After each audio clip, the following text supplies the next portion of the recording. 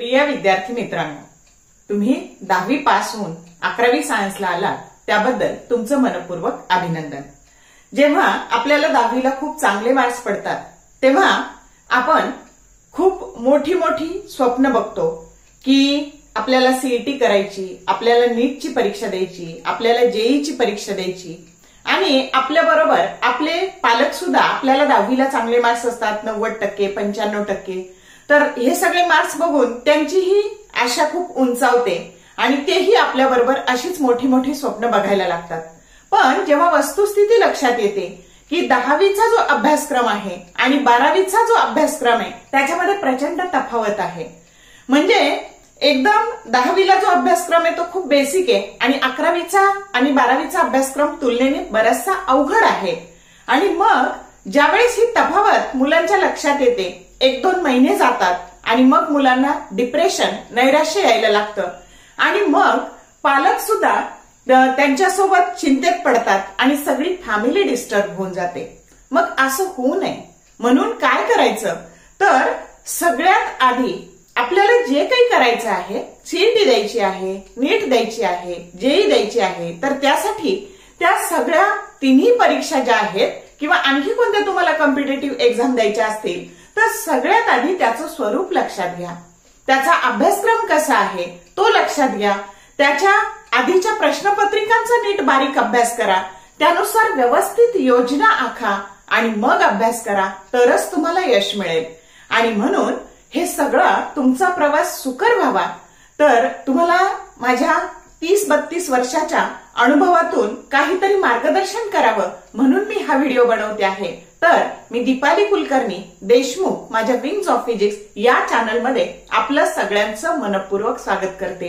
तर आज आपण सीईटी परीक्षेचा जो रोड मॅप आहे तो या व्हिडिओत बघणार आहे आणि त्याचप्रमाणे आपण नंतर नीटच्या परीक्षेचा रोड मॅप बघणार आहे आणि नंतर आपण जेईच्या परीक्षेचा सुद्धा रोड मॅप बघणार आहे की ज्यामुळे तुम्हाला अभ्यास करायला, तुमच्या अभ्यासाला दिशा द्यायला, ती परीक्षा द्यायला तुम्हाला सुकर होणार आहे, सोपं होणार आहे। तर बघूयात आपण की सीईटी परीक्षेसाठी तुम्ही काय काय करणं आवश्यक आहे। तर सगळ्यात आधी त्या परीक्षेचं स्वरूप आपण बघू। तर सीईटीची जी परीक्षा असते ती ऑनलाईन असते, म्हणजे ती कम्प्युटर बेस्ड असते आणि त्याला 11वी सायन्स आणि 12वी सायन्स या दोन्ही वर्गांचा स्टेट बोर्डचा सिलेबस असतो। मग कम्प्युटर बेस्ड एक्झाम झाली, 11वी सायन्स आणि 12वी सायन्सचा स्टेट बोर्डचा सिलेबस फिक्स झाला। मग 11वीवर 20% प्रश्न, 20% प्रश्न आणि 12वीवर 80% प्रश्न पडतात। मग आता जर समजा आपण फिजिक्सच्या बाबतीत बोलायचं झालं तर फिजिक्स मध्ये 50 प्रश्न येतात, फिजिक्सच्या विषयामध्ये 50 प्रश्न येतात। मग 20% म्हटल्यानंतर 10 प्रश्न हे 11वीच्या सिलेबसवर येणार आहेत 50 मधले आणि 80% म्हणजे 40 प्रश्न हे 12वीच्या सिलेबस मधले येणार आहेत। असंच तुमचं केमिस्ट्रीच्या बाबतीत पण, असंच तुमचं बायोच्या बाबतीत पण, असंच तुमचं मॅथ्सच्या बाबतीत सुद्धा स्वरूप असणार आहे। म्हणून हा जो 11वीला सुद्धा सगळे चॅप्टर जे स्टेट बोर्डचे आहेत ते सगळेच्या सगळे चॅप्टर सीईटीला नाहीत, त्यातले काही ठराविक चॅप्टरच आहे आणि म्हणून जे चॅप्टर तुमच्या सीईटीला आहे त्याच्यावर जास्त स्ट्रेस देणं, जास्त भर देणं आणि ते चांगले करणं याची सुरुवात तुम्हाला 11वी पासूनच करायची आहे। आणि म्हणून कुठलीही परीक्षा देण्यापूर्वी त्याचा अभ्यासक्रम, सिलेबस नीट बघा आणि जे चॅप्टर अभ्यासण्यासाठी आहे त्याच्यावर भर देऊन त्याची तयारी करा। ही पहिली गोष्ट झाली। आता बघा ह्या 50 प्रश्नासाठी वेळ किती असतो, तर 50 प्रश्नासाठी वेळ असतो 45 मिनिट, म्हणजे एका प्रश्नाला वेळ मिळतो 54 सेकंद। मग बघा बरं, एका प्रश्नाला जर 54 सेकंद वेळ आहे तर तुम्हाला किती स्पीडने तुम्हाला ही प्रश्नपत्रिका सोडवायची आहे। आता ह्या 54 मधले 4 सेकंद तुम्हाला त्या प्रश्नाचं उत्तर क्लिक करायला जाणार आहे कम्प्युटर बेस्ड असल्यामुळे, म्हणजे खऱ्या अर्थाने तुमच्याकडे एका प्रश्नासाठी वेळ शिल्लक राहतो 50 सेकंद आणि म्हणून तुम्हाला टाइम मॅनेजमेंट त्या परीक्षेच्या 3 तासात टाइम मॅनेजमेंट करता येणं खूप आवश्यक आहे. म्हणून बघा, सीईटी, नीट, जेईई ह्या ज्या सगळ्या परीक्षा आहेत, ह्या तुमची स्पीड, तुमची अॅक्युरसी आणि तुमची टाइम मॅनेजमेंट या सगळ्याची त्यावेळेस परीक्षा असते. किती कॉन्फिडंटली तुम्ही त्या 3 तासात हे प्रश्न सोडवता त्याच्यावर तुमचं सक्सेस अवलंबून असतं. आणि म्हणून पहिली गोष्ट काय करा, तर सगळ्यात आधी तुमचं गोल हे फिक्स करा की मला नेमकं काय करायचंय. बरेचसे मुलं काय करतात की जेईचं ध्येय ठेवतात. जेईचं ध्येय ठेवणं वाईट काहीच नाही, पण ते सीईटी कडे पूर्ण दुर्लक्ष करतात. आता जेई साठी सिलेबस असतो सीबीएसईचा आणि सीईटी साठी सिलेबस असतो स्टेट बोर्डचा. प्लस तुम्हाला जर जेईला क्वालिफाय व्हायचं असेल तर तुम्हाला तुमच्या रेग्युलरच्या मार्कांमध्ये म्हणजे रेग्युलरच्या परीक्षेमध्ये 75% मार्क्स मिळणं गरजेचं आहे.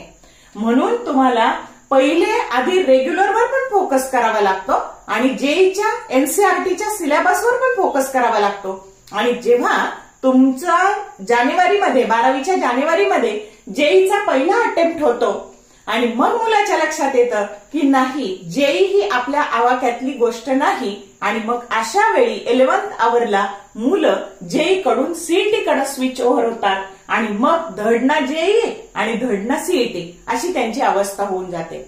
मग तसं होऊ नये म्हणून जर तुम्हाला जेई द्यायची असेल तरी सुद्धा तुम्ही आधी फोकस सीईटीवर करा आणि मग तुम्ही जेईची पण तयारी करा. म्हणजे ऐन वेळी जर तुम्हाला जेई कडून सीईटी कडे स्विच व्हायचं असेल तर तुम्हाला प्रॉब्लेम येणार नाही. समजते पहिली गोष्ट. तर उच्च ध्येय ठेवणं ही कधीच वाईट गोष्ट नाही. तुमचं ध्येय उच्चच असलं पाहिजे, पण नेहमी माणसाकडे ए प्लान बरोबर बी प्लान तयार असला पाहिजे. आणि म्हणून आज आपण सीईटीच्या परीक्षेचा रोडमॅप करताना काय काय करायचं तर हे बघायचं.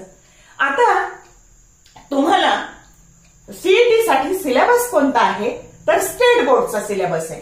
म्हणजे 11वी सायन्स आणि 12वी सायन्सचे स्टेट बोर्डचे पुस्तकं हे सीईटी साठी वापरायचे आहेत.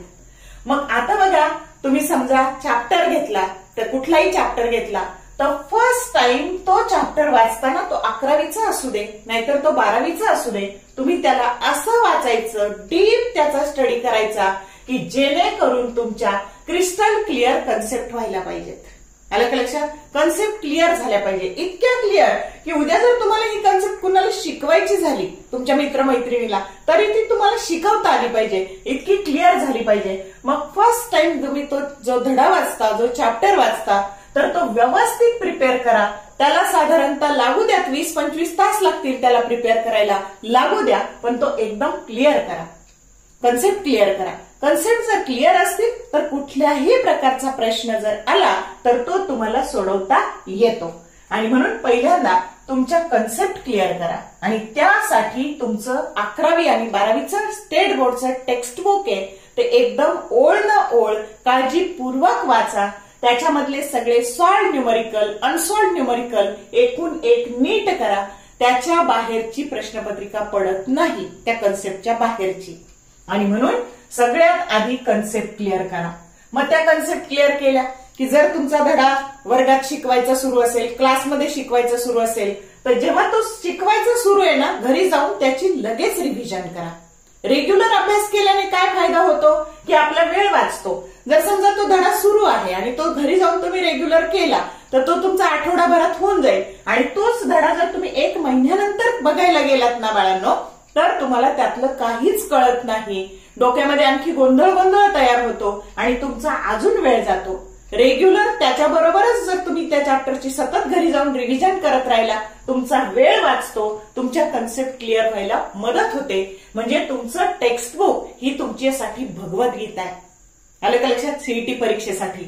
आणि म्हणून मग पहिल्यांदा तो धडा करताना जर तुम्हाला 20-25 तास लागले, दुसरी रिव्हिजन करताना 10च तासात व्हायला पाहिजे, तिसरी रिव्हिजन करताना 5च तासात व्हायला पाहिजे, चौथी करताना 2च तासात व्हायला पाहिजे आणि 5वी रिव्हिजन त्यात सगळ्या चॅप्टरची 1 तासातच व्हायला पाहिजे. असा आपला रिव्हिजनचा टाइम कमी कमी करत गेलं की आपला कॉन्फिडन्स वाढत जातो आणि आपल्या कन्सेप्ट क्लिअर होत जातात. त्यानंतर मेक युअर ओन नोट्स, ज्याला सुपर नोट्स नोट्स म्हणूयात, की जो चॅप्टर एक 20-25 पानात आहे तो सगळा 2 पानात आपल्याला बसवायचा आहे. सगळे फॉर्म्युले लिहून काढायचे, महत्वाचं. त्यानंतर केमिस्ट्री असेल तर रिॲक्शन लिहून काढायच्या, आलं लक्षात.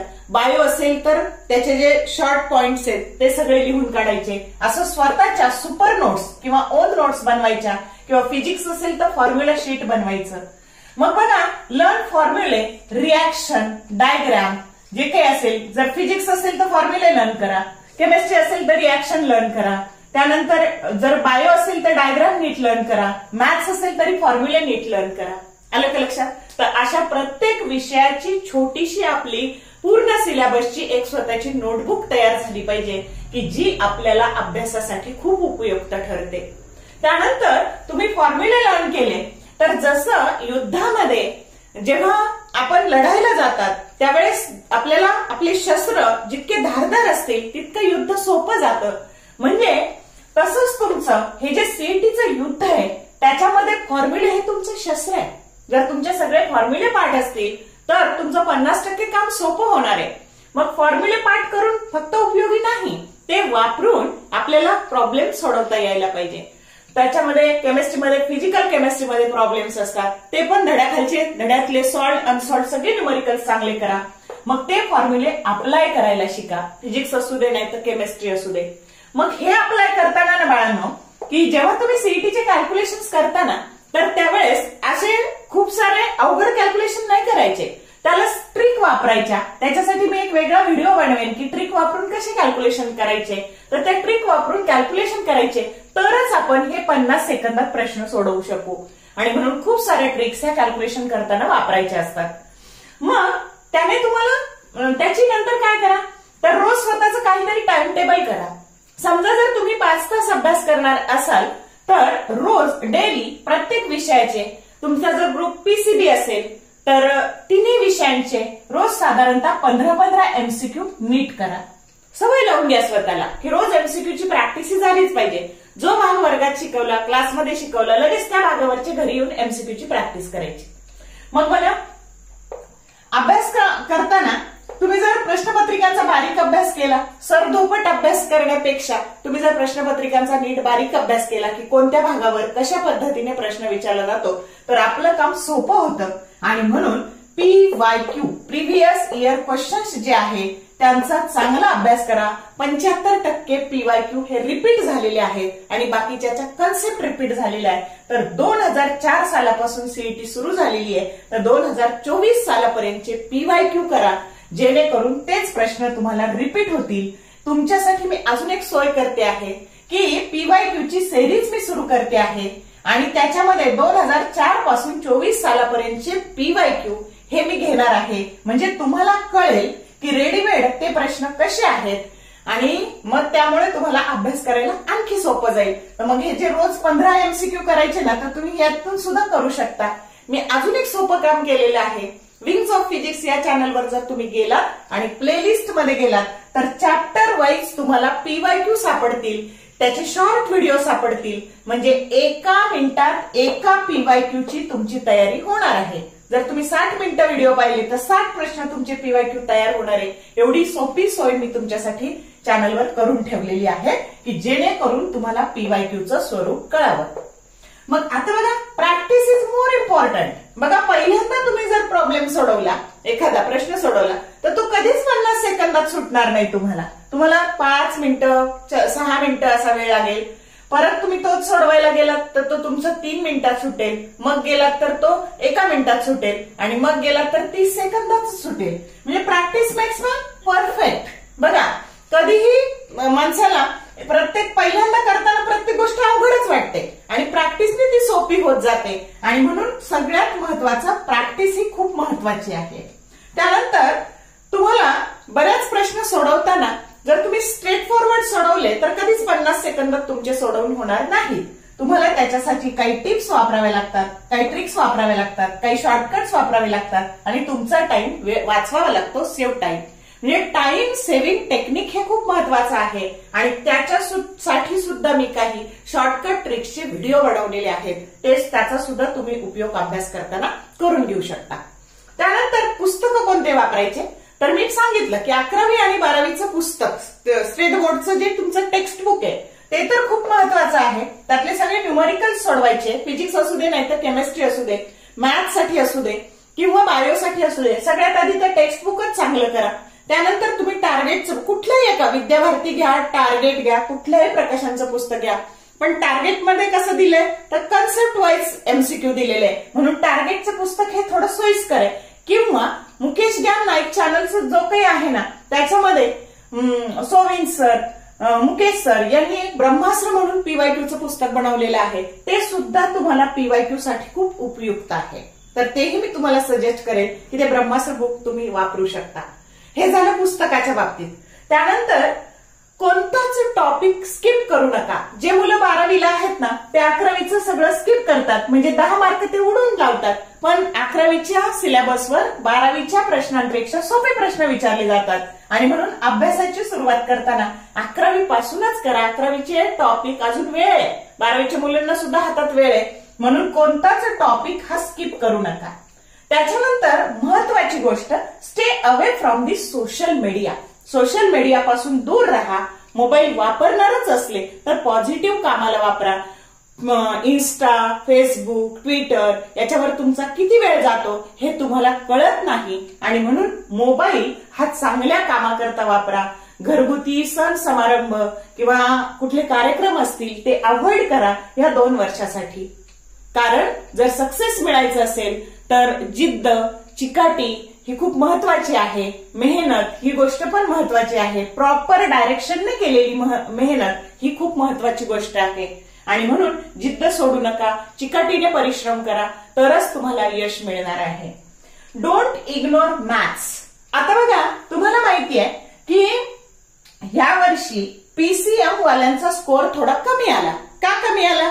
तर जर तुम्ही अनालिसिस केलं तर मॅथ्सला सीईटीला जे प्रश्न पडले ते जेईचे पीवायक्यू होते. त्यानंतर मी अजून एक गोष्ट तुम्हाला सांगू इच्छिते की नीटचे जे पीवायक्यू आहेत ते सीईटीला पडलेले आहेत. मी उदाहरणासह दाखवून देईन तुम्हाला. आणि म्हणून जरी तुम्हाला सीईटी द्यायची असेल तर तुम्ही जे काही नीटचे पीवायक्यू आहे त्याचा पण चांगला अभ्यास करा, आणि मॅथ्ससाठी जेईच्या पीवायक्यूचा अभ्यास करा. ज्यांनी तो केला त्यांचा पीसीएमचा स्कोअर यावर्षी चांगला आलेला आहे, आणि म्हणून मॅथ्ससाठी जेईचे पीवायक्यू करा. त्याच्यानंतर महत्वाची गोष्ट, स्टे फोकस्ड. फोकस राहा. आपल्याला काय करायचंय? सीईटी करायची त्या दृष्टीने प्रयत्न करा, नीट द्यायची त्या दृष्टीने प्रयत्न करा, जेई द्यायची त्या दृष्टीने प्रयत्न करा, म्हणजे तुमच्या गोलवर फोकस्ड राहा. त्याच्यानंतर सेल्फ डिसिप्लिन, स्वयंशिस्त पाळा. जर टाइम टेबल बनवलं ना, मुलं टाइम टेबल बनवतात आणि एक सुरुवातीचे 5-6 दिवस फॉलो करतात, नंतर सगळं बारगळून जातं. तसं नाही करायचं. स्वयंशिस्त पाळा.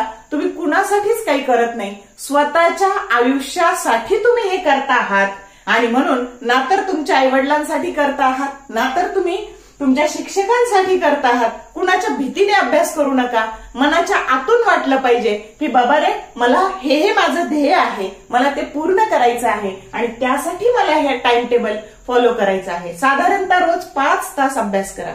मग त्या 5 तासापैकी 1.25 तास फिजिक्सला, 1.25 तास केमिस्ट्रीला आणि 2.5 तास मॅथ्सला. मॅथ्सला इग्नोर करू नका, कारण 50 मार्काचं फिजिक्स, 50 मार्काचं केमिस्ट्री आणि 100 मार्काचं मॅथ्स आहे. जर पीसीबीची सीईटी देणार असाल तर 50 मार्काचं फिजिक्स, 50 मार्काचं केमिस्ट्री आणि 100 मार्काचं बायो आहे, आणि म्हणून ज्या विषयाचं वेटेज दुप्पट आहे त्याच्यासाठी वेळ सुद्धा तुम्ही जास्ती खर्च केला पाहिजे. टाइम टेबल करताना ही गोष्ट लक्षात ठेवा. त्यानंतर be open with your parents. जर तुम्हाला कधी डिप्रेस, अभ्यास करताना मार्क्स नाही पडले कधी एखाद्या टेस्टला, किंवा सतत कमी कमी मार्क्स येत राहिले, तर पालक तीनदा विचारतात की किती मार्क्स पडले, किती मार्क्स पडले, कमी पडले, तर त्यांच्याशी मनमोकळेपणाने बोला. कारण तुमचं भलं ते म्हणजे तुमचं भलं व्हावं असं तुमच्या पालकांना वाटत असतं, आणि काळजीपोटी ते तुम्हाला विचारत असतात. मग त्यांच्याशी मनमोकळेपणाने बोला की का मला मार्क्स पडले नाही, किंवा ते जर खूप अपेक्षा करत असतील तुमच्याकडून की बाबा रे जेईस दे, तुम्हाला ते शक्य नसेल तर त्यांना ओपनली सांगा की मला हे होत नाही, त्यापेक्षा मी सीईटी नीटपणे देतो आणि सक्सेस मिळवतो. बघा, तुम्ही सीईटीला जर 99.something% पाडले ना तरी तुम्हाला चांगलं कॉलेज मिळू शकतं इंजिनिअरिंगला, आणि तुम्ही उत्तम प्रकारे चांगलं पॅकेजची नोकरी तुम्हाला मिळू शकते. म्हणून सीईटी सुद्धा काही वाईट नाही, फक्त पहिल्यापासून त्याच्यावर फोकस राहून तुम्ही अभ्यास केला पाहिजे, तर तुम्हाला सक्सेस मिळेल. मग जेव्हा तुमचा सगळा अभ्यास कम्प्लीट होणार आहे, समजा तुमचे निम्मे चॅप्टर झाले, तर मॉक टेस्ट द्या. म्हणजे काय, तर सगळ्या अभ्यासक्रमावर परीक्षा द्या आणि परीक्षा दिल्यानंतर त्याचं अनालिसिस करा की आपला कोणता भाग वीक आहे, कोणता भाग स्ट्रॉंग आहे. हे सगळं त्याचं अनालिसिस करा, जेणेकरून आपला जो भाग वीक आहे त्याच्यावर आपल्याला जास्तीची तयारी करता येते. समजलं का? तर या पद्धतीने हे सगळं तुम्ही जर व्यवस्थित नियोजन केलं आणि व्यवस्थित अभ्यास केला तर तुम्हाला सीईटीला चांगले पर्सेंटाईल मिळू शकतात. आलं का लक्षात? सुरुवातीपासूनच अगदी फोकस्ड राहा आपल्या एमशी आणि त्यानुसार प्रयत्न करा. जर तुम्हाला व्हिडिओ आवडला असेल तर लाईक करा, तुमच्या मित्रमैत्रिणींसोबत शेअर करा, चॅनलला सबस्क्राईब जर केलं तर येणाऱ्या व्हिडिओचे नोटिफिकेशन्स तुम्हाला मिळत जातील. 1000 पेक्षा जास्ती व्हिडिओ चॅनलवर आहेत, त्याचा रेग्युलरच्या पण सिलेबसचे आहेत, त्याचा जरूर उपयोग करून घ्या. आलं का लक्षात? आणि हा व्हिडिओ खास तुमच्यासाठी आहे, त्याचा पण जरूर उपयोग करून घ्या आणि अभ्यासाला सुरुवात करा. Thank you for watching this whole video and all the best for your study.